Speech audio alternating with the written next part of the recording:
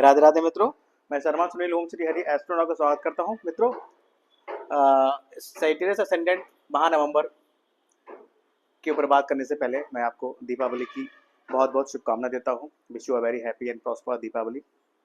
आइए मित्रों, शुरू करते हैं। सैजिटेरियस असेंडेंट यानी कि धनु लगन की जातक और जातिकाओं के लिए महानवंबर कैसे रहने वाला है। मित्रों, यदि आपके बर्थ चार्ट में फर्स्ट हाउस में 9 नंबर राशि पड़ी है, then you are a Sagittarius ascendant, यानी कि आप धनु लगन के जातक हैं और ये प्रोडक्शन आपके लिए है। मित्रों, इस महीने के गोचर से पूर्व हम बात कर लेते हैं कि धनु राशि वाले या धनु लगन वाले पीपल्स कैसे होते हैं, क्या विशेषताएं होती हैं, उनमें क्या गुण होते हैं। मित्रों, धनु राशि के जो ऑनर होते हैं वो होते हैं जुपिटर। तो जुपिटर यहाँ आ गया, इनका ऑनर सैजिटेरियस का जो ऑनर है वो जुपिटर है। तो ये तो आपके दिमाग में तुरंत आ गया हो कि भाई ये तो बहुत नॉलेज वाले बंदे होते हैं। रियली सही बात है ये कि ये बहुत ही नॉलेज वाले और ज्ञान वाले पर्सन होते हैं। एजुकेशन से बहुत लगाव होता है इनको, एजुकेशन ग्रहण करना, मतलब हर चीज के लिए इनका जवाब तैयार रहता है क्योंकि इनमें नॉलेज बहुत होती है। साथ ही सैजिटेरियस है, जुपिटर है, तो ये स्पिरिचुअल बहुत होते हैं। मतलब अगर हम इनको कहें कि Sagittarius is a spiritual personality तो वो गलत नहीं है। ये स्पिरिचुअल पर्सन होते हैं, नेचर लवर होते हैं, ट्रस्टेबल होते हैं, विश्वास के योग्य होते हैं और वेरी कॉन्फिडेंट होते हैं। तो आइए बात करते हैं। देखिए, इस महीने का जो गोचर है इसमें देखिए आपको फर्स्ट हाउस में वीनस दिख रहा है, यानी कि फर्स्ट हाउस में वीनस का मीन्स कि ये जो महीना आपका है ये बहुत ही रोमांटिक, मतलब आप हमेशा रोमांटिक मूड में रहेंगे, अच्छे मूड में रहेंगे। फूड, फाइनेंस और फैमिली तीनों को आप एंजॉय करेंगे। साथ ही लगन का शुक्र यानी कि वीनस इन फर्स्ट हाउस, ये व्हीकल्स का योग बनाता है, यानी कि इस महीने बहुत पॉसिबल है, it a very possible to purchase the vehicles. आप बहुत पॉसिबल है कि ये शुक्र, जो यहाँ का शुक्र है, वीनस है, वो आपको व्हीकल परचेज करा दे। मतलब व्हीकल का योग इस माह बना हुआ है, अच्छा योग है। उसके अलावा देखिए, जुपिटर जो आपका है, आई मीन टू से जो आपका ऑनर है वो 6 हाउस में, but it is a retro, ये रेट्रो है और ये 3 फरवरी तक यहाँ का इसका जो फेस होगा, इंटरफेस, वो इधर हो जाएगा। तो ये यहाँ का फल देगा, यानी कि आप इसको फिफ्थ हाउस में मानिए। फिफ्थ हाउस में आने से देखिए क्या होगा, स्पिरिचुअल या आपकी जो स्पिरिचुअल यात्रा होंगी, आई मीन टू से रिलीजियस यात्रा होंगी, इस महीने रिलीजियस यात्रा आपकी अवश्य होंगी। साथ ही शुक्र साथ में है तो स्पाउस के साथ जा सकते हैं रिलीजियस यात्राओं पर, माता के साथ जा सकते हैं, माता, पत्नी, बच्चे सब जा सकते हैं। और इसी के साथ देखिए इनका जो इंटरचेंज है, यानी कि वीनस और जुपिटर का इंटरचेंज है, वीनस जुपिटर का इंटरचेंज कहीं ना कहीं इंडिकेट कर रहा है, क्योंकि बेसिकली रेट्रो है तो यहाँ का फल दे रहे हैं, तो कहीं ना कहीं एक और उपस्थिति यही है लेकिन इनका फेस इधर है, तो कहीं ना कहीं ये जो इंटरचेंज है एक वीनस और जुपिटर का, तो ये कहीं ना कहीं ये आपको इंगित कर रहा है कि इस माह जब तक यहाँ पर ये इंटरचेंज बना हुआ है, ये इंटरचेंज जो बना है आपका एक एक दिसंबर तक बना हुआ है, तो इस पीरियड में स्पिरिचुअल यानी कि रिलीजियस यात्रा होंगी और उस पर धन खर्च दिख रहा है, इस तरह की चीजें होंगी। साथ ही स्टूडेंट के लिए जो टाइम टफ चल रहा है, स्टूडेंट जो फिफ्थ हाउस है, फिफ्थ लॉर्ड जो है, ये जो है एट्थ हाउस में और नीच का है, ठीक है, मंगल नीच का है। तो और अगर बात की जाए पिछले महीने की, तो गुरु यहाँ थे, लेकिन अब ये यहाँ जब गुरु थे, जब बिफोर द रेट्रोराइट, तब स्टूडेंट के लिए तब जो समय था बहुत टफ था, लेकिन अब गुरु रेट्रो हो गए हैं। हालांकि इनके जो ऑनर हैं वो नीच के हैं, लेकिन गुरु के यहाँ आने से, यहाँ इनकी एस्पेक्ट होने से कहीं ना कहीं राहत मिलती नजर आ रही है। स्टूडेंट को कहीं ना कुछ राहत दिखेगी। जो वो एफर्ट्स कर रहे थे, उनका जो रिजल्ट नहीं मिल रहा था, तो अब कहीं ना कहीं कुछ हद तक उनको रिजल्ट मिलना प्राप्त हो जाएगा। और जैसे ये मंगल यहाँ से हटेंगे, यानी कि जब मंगल अपने नीच राशि से निकल के सिंह राशि में आएंगे, तो ये जो पीरियड 20 जनवरी 2025, तब इनके जो सिचुएशन होगी बहुत बेहतर हो जाएगी, क्योंकि पंचम भाव का स्वामी जो हो जाएगा त्रिकोण में आ जाएगा, और रेट्रो जो जुपिटर 3 फरवरी तक यहाँ इफेक्ट देंगे। अब देखिए इस महीने अगर नजर डालें तो दो ग्रह यानी कि मार्स यानी कि आपकी एनर्जी, आपकी करेजनेस, आपका साहस, आपका बल नीच का है यानी कि डाउनफॉल में है, लैक्स ऑफ एनर्जी। सूर्य नीच का है यानी कि आपका आत्मबल भी नीच का है। आपका भागेश है यहाँ पर, पिता है, भागेश नीच का है, लाभ भाव बेटा है। तो दो चीजें बहुत इफेक्टिव होती हैं एक पर्सन के, एक बंदे के अंदर, उसका आत्मबल और उसकी एनर्जी। क्योंकि एक जो पर्सन होता है वो अपनी एनर्जी से काम करता है, अपने आत्मबल से निर्णय लेता है। तो ये दोनों चीजें इफेक्टिव हैं। तो ना तो आप एनर्जीफुल रहे हैं और ना ही इतना आत्मबल आप में है, इतना कॉन्फिडेंट है कि आप निर्णय सही ले सकें। तो इन चीजों को थोड़ा ध्यान रखिएगा। अब आगे निकल चलते हैं।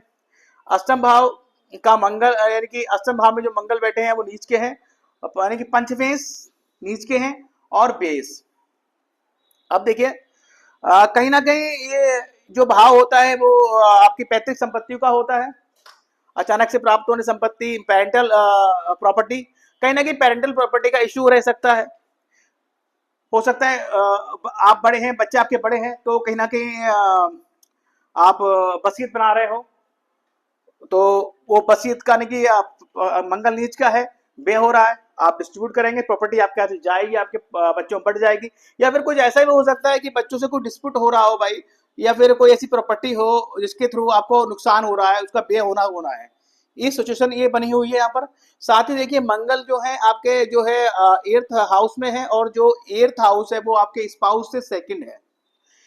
इसका मतलब कि जो आपके स्पाउस का ये कुटुंब है, उसका परिवार है। तो इस पीरियड में कहीं ना कहीं जो है मैं आपको सजेस्ट करूंगा कि अपने स्पाउस की फैमिली से ना उलझिएगा, अदरवाइज झगड़े फसाद हो सकते हैं। इसके अलावा देखिए भागेश नीच के बैठे हैं लाभ भाव में, यानी कि आपकी इनकम को आपका भाग का साथ नहीं मिल रहा है। साथ ही जो सूर्य है वो इंगित करते हैं गवर्नमेंट पनिशमेंट को। तो कहीं ना कहीं सरकार से कोई हानि हो सकती है, आप व्यापार कर रहे हैं, ठीक है, उसमें व्यापार कर रहे हैं, उसमें नुकसान हो सकता है। सर कोई आपने टैक्स नहीं भरा, कोई पेपर फॉर्मेलिटीज आपने समय से पूरी नहीं की, और गवर्नमेंट ने आपके ऊपर जो है पेनाल्टी डाल दी, इस तरह की चीजें हो सकती हैं। तो इसके अलावा अब देखिए यहाँ पर शुक्र यानी कि जो लाभेश हैं वो आपके लगन भाव में है, जो बीनस है। तो एक पॉसिबिलिटी ये भी बन सकती है कि भाई कोई मतलब आपके भाग में आपके स्पाउस या कोई ऐसी लेडी जो सहायक है, या फिर आपके व्यापार में कोई ऐसी लेडी है जिसके थ्रू आपको हानि हो सकती है। इस तरह चीजें हो सकती हैं। अब देखिए व्यापार, आपका स्पाउस कहाँ है? आपका स्पाउस 12th हाउस में है। तो इस समय आप जो आपका स्पाउस है ना, ये 3 नंबर राशि पड़ी है, बुध की राशि है, मरकरी की। तो आपका जो स्पाउस होता है ना वो बहुत बहुत टॉकेटिव होता है। मतलब इधर मतलब अगर वो स्पाउस शी है तो सीधा वेरी गुड टेलीस्टोल क्या कहते हैं स्टोरी टेलर होता है। उसकी ज्यादा बोलने से आपको थोड़ा, क्योंकि आप बहुत स्पिरिचुअल हैं, बहुत टैलेंटेड हैं, बहुत कॉन्फिडेंट हैं, नेचर लवर हैं, बहुत ज्यादा बोलते नहीं है, शांत रहते हैं, बुद्धि से काम लेते हैं। लेकिन उतना ही आपका जो स्पाउस होता है बहुत बोलता है, हमेशा किट किट किट करता रहता है, तो कहीं ना कहीं आपको उसे परेशानी होगी। साथ ही ये स्पाउस का 12th में जाना तो कहीं ना कहीं ये भी इंगित करता है कि आपके स्पाउस की हेल्थ में गिरावट हो सकती है, उसके इलाज पर खर्चा हो सकता है। या फिर अगर कोई व्यापार है, आपका व्यापार करते हैं, तो कहीं ना कहीं व्यापार का कनेक्शन आपका जो है विदेश से हो सकता है, फॉरेन इन्वेस्टमेंट आप कर सकते हैं। इस तरीके की चीजें भी यहाँ होती दिख रही हैं। लेकिन मंगल नीच का है, तो कहीं ना कहीं आपने मान लीजिए अगर कोई इन्वेस्टमेंट करने का कोई प्लान बना भी है जिसमें, तो वो किया उससे नुकसान हो सकता है। इस तरह की चीजें हो सकती हैं। और नुकसान जो होगा वो एक प्रॉपर्टी के उसमें हो सकता है। मंगल प्रॉपर्टी को भी इंगित करता है। तो कहीं ना कहीं कोई विदेश में कोई व्यापार स्टार्ट करना हो, कोई लैंड लिया हो, उसमें नुकसान हो सकता है, कोई आपको चूना लगा जाए, या फर्जी डॉक्यूमेंट्स आपसे साइन करा ले। इस तरह की चीजें पॉसिबल है। या फिर आपके स्पाउस का स्वास्थ्य बिगड़ सकता है, उसको अस्पताल में भर्ती कराना पड़ सकता है, और वहां बे हो सकता है। इस तरीके की चीजें हैं। इसके अलावा देखिए अब बात करते हैं राहु की। राहु आपके 4th हाउस में, यानी कि आपके घर में अशांति। मंगल नीच का, राहु 4th हाउस में, घर में अशांति रह सकती है। और राहु पापी ग्रह है, तो पापी ग्रह की एक विशेषता होती है, वो जहाँ बैठता है वहां की जीत पत्तों से आपको दूर करता है या उससे हानि पहुंचाता है। तो इस पीरियड में आपकी माँ आपके समझ में नहीं आएंगी, कुछ ऐसी चीजें होंगी जो आपके समझ में नहीं आएंगी, या फिर कह लीजिए आपकी माता से आपकी दूरियां बनेंगी। बाकी सुख सुविधाओं के लिए ये पॉजिटिव रिजल्ट देगा, अच्छी बात है। लेकिन पीरियड जो है जब तक राहु यहाँ है कि 17 मई तक 25 तक ये समस्या रहेगी। तो मैं आपसे यही कहूंगा कि माता के संबंध में जो या माता को लेकर कोई आर्गुमेंट्स या कोई इशू चल रहे हैं दिमाग में, तो उसको निकालिए, क्योंकि इस समय पोजीशन राहु बैठे हैं तो कुछ ना कुछ समस्या क्रिएट करेंगे। इसके अलावा केतु देखिए आपके कर्म भाव में है। केतु जहां बैठता है वहां से डिससेटिस्फेक्शन देता है आपको, यानी कि आपको वहां संतुष्टि नहीं देगा। तो कहीं ना कहीं आपको अपने कर्म, यानी कि आपके नौकरी है, व्यापार है, कुछ भी है, तो मतलब यहाँ से आपको सेटिस्फेक्शन नहीं मिल रहा है। पिता घर भी है, पिता सूर्य नीच के हैं, पिता का स्वास्थ्य ठीक नहीं है, उन पर खर्चा हो रहा है, दवाई वगैरह या अस्पताल खर्चा हो रहा है, तो कहीं ना कहीं डिससेटिस्फेक्शन आपके पास आ रहा है। साथ ही में केतु के बारे में ये बात और बताना चाहूंगा कि केतु देखिए कर्म स्थान पर है। तो कर्म यानी कि आपकी वर्किंग प्लेस से लेकर जो भी आपकी प्लानिंग्स है, जो भी आपकी नीतियां हैं, उनको किसी बाहर वाले किसी मतलब do not share with anyone, किसी से भी आप शेयर नहीं कीजिए, अदरवाइज उसका उतना पॉजिटिव रिजल्ट नहीं मिलेगा आपको। अब इसके अतिरिक्त देखिए शनि आपके जो है 3rd हाउस में रेट्रो है, जो कि 15 नवंबर से 15 नवंबर से मार्गी हो जाएंगे, लेकिन 14 नवंबर तक ये रेट्रो है ही है।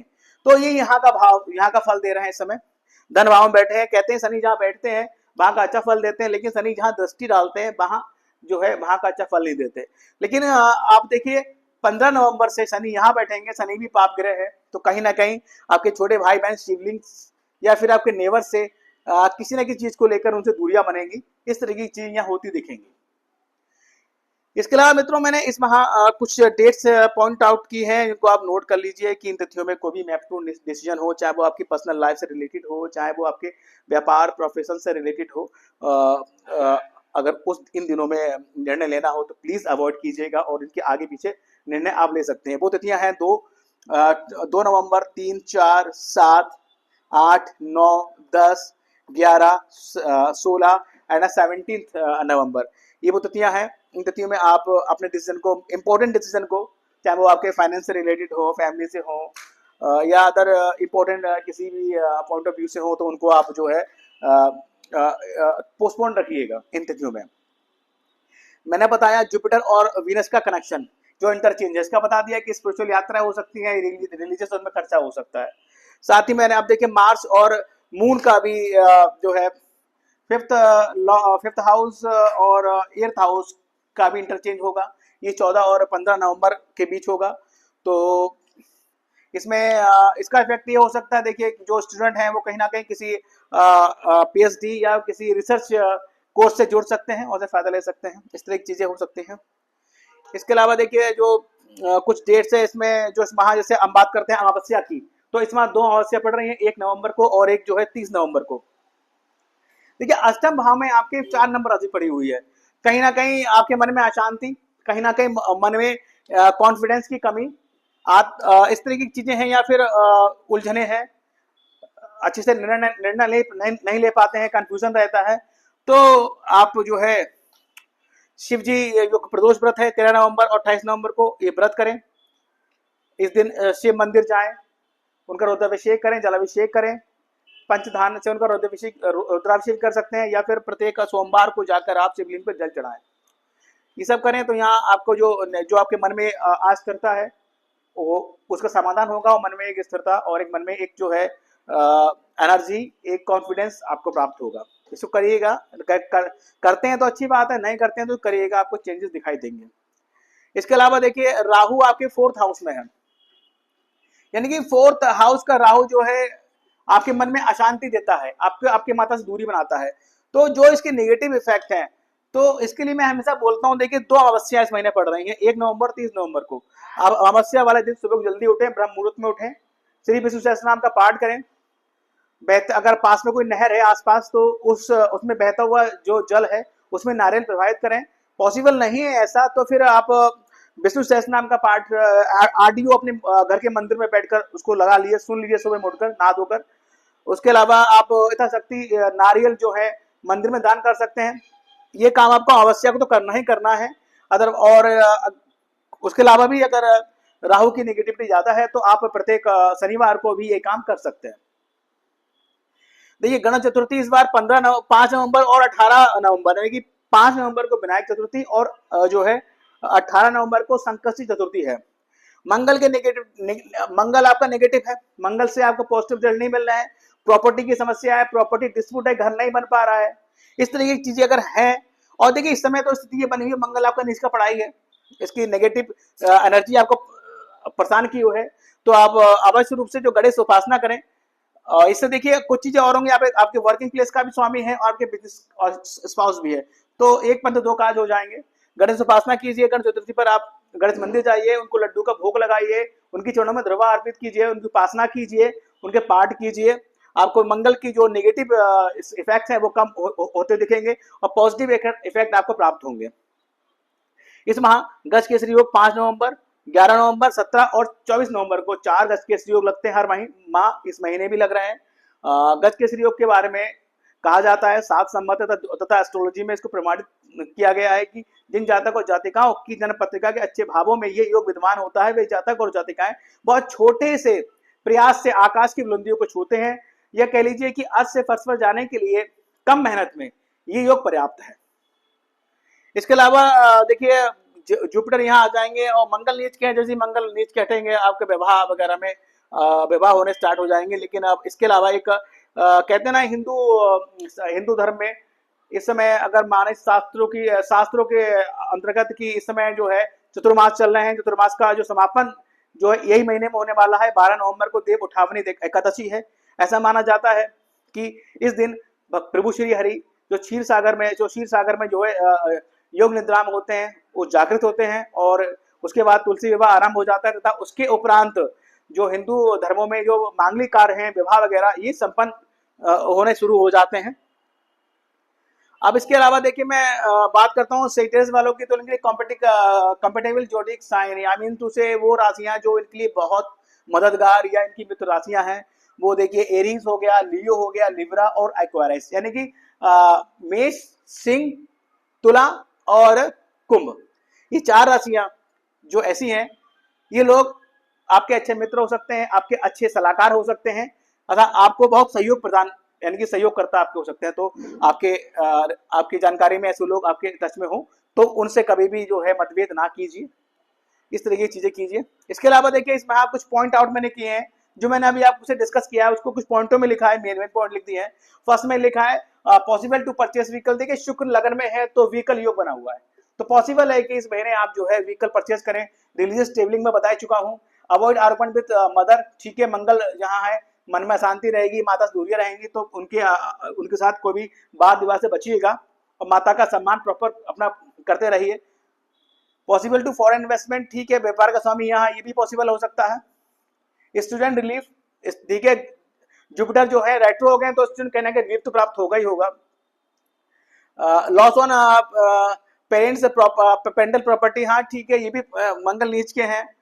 जो पेरेंटल प्रॉपर्टी पति संपत्ति का व्यय हो सकता है अपने बच्चों बांटनी पड़े या फिर कोई और झगड़े फसाद की वजह से उसका व्यय करना पड़ सकता है। उसमें उसको मतलब जल्दी में व्यय करेंगे तो शायद वो कीमत ना मिल पाए प्रॉपर्टी की जो एक्चुअल में है, तो इस तरीके से लॉस हो सकता है, यानी कि आपको नुकसान प्रॉपर्टी को बेचने में भी हो सकता है, या फिर कोई कोर्ट केस चल रहा हो प्रॉपर्टी के लिए आप वो हार सकते हैं, इस तरह की चीजें हो सकती हैं। मैरिज के लिए मैं नो बोला, बिजनेस के लिए मैं नो बोला, बट अगर फॉरेन का कुछ इन्वेस्टमेंट का है तो मैंने यस बोला है, लेकिन वो भी आप सोच समझ के कीजिएगा क्योंकि 12th लॉर्ड जो है नीच के है। अब देखिए जुपिटर जब यहाँ आ जाएंगे पंचम भाव में तो पॉसिबल है कि जब तक 3 फरवरी तक कोई ना कोई ऐसा आपका अफेयर भी हो सकता है, क्योंकि पंचम प्रेम का भाव है और यहाँ से बैठकर जो जुपिटर है वो 11th हाउस को भी देखेंगे, तो इस तरह की चीजें पॉसिबल हैं। अवॉइड आर्गुमेंट्स टू स्पाउस, ठीक है, व्यापार बिजनेस पार्टनर और इनसे जो है अपने स्पाउस से आप आर्गुमेंट्स जो है अवॉइड कीजिएगा, वरना फैमिली में थोड़ी सी जो है अशांति रह सकती है।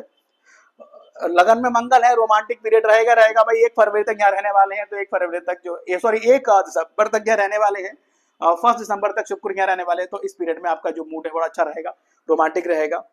लव अफेयर की बात करें तो देखिए 18 और 19 नवंबर को इनका जो शुक्र और जब यहाँ मिथुन राशि में चंद्र आ जाएंगे वो 18 और 19 तारीख में आ रहे हैं, तो ये ऑपोजिशन होगा वीनस और मून का, तो ये अच्छा रहेगा, लव अफेयर्स के लिए अच्छा पीरियड होता है।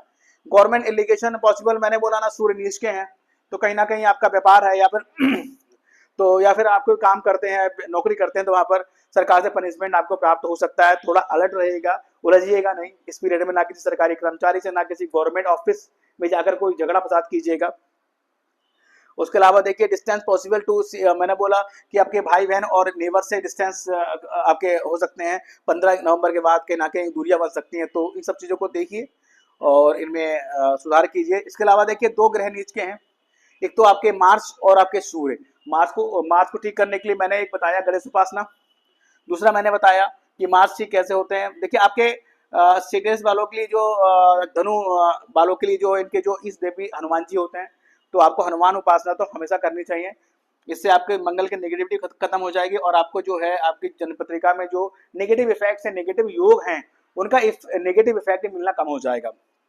सन भी नीच के हैं भाई, जब भी ऑफिस जाएं, अपने बिजनेस प्लेस पर जाएं, पिता के चरण छूकर जाएं, सूर्य को जल देकर जाएं, हनुमान उपासना करें। ठीक है, अगर बात करें आपके लिए स्टोन की, तो coral is the best stone for you, आपके प्रोग्रेस के लिए अच्छा रहेगा।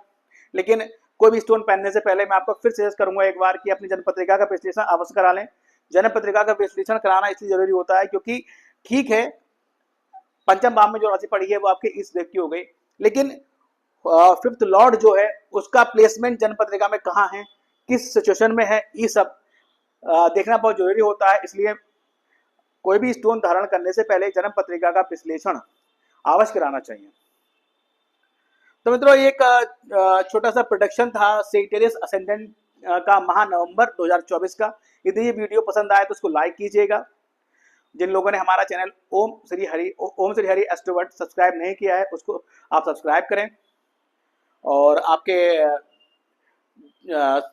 जानकारी में, अड़ोस पड़ोस में, रिलेशन में, मित्र मंडली में जो भी सेजिटेरियस से संबंधित लोग हैं, जो धनु लगन की जातक जातिका हैं, उनको ये वीडियो शेयर करें, ताकि उनको माह नवंबर में क्या क्या हो सकता है, क्या क्या हो रहा है, या किन किन चीज़ों के लिए हमें सावधानियां बरतनी है, वो ये वीडियो देखकर अलर्ट रहें और उसके हिसाब से नवंबर माह की प्लानिंग करें।